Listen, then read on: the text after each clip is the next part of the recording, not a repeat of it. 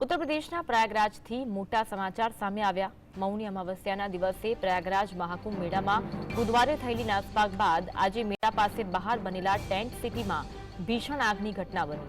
નાગેશ્વર ઘાટ sector 22 પાસે આગનો બનાવ બન્યો હતો। આ ભીષણ આગમાં અનેક ટેન્ટ બળીને ખાક થઈ ગયા હતા।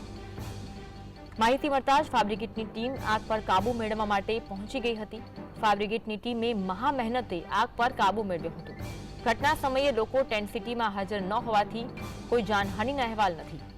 चाटना घाट और नागेश्वर घाट वच्चे महाकुंभमां सेक्टर 22 क्षेत्र स्थित है, ज्यां घटना बनी। सदनसीबे ज्यां आग लगी ते समये त्यां कोई रहतुं न हतुं।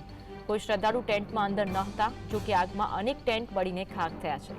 घटना स्थल पर अनेक फायर विभागनी गाड़ीओ पहोंची अने आग पर काबू मेळव्यो।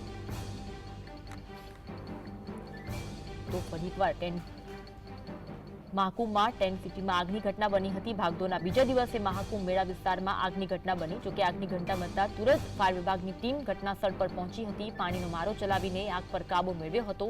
ટેન્ટ સિટીમાં કોઈ હાજર ન હોવાના કારણે મોટી જાનહાનિ ટળી હતી।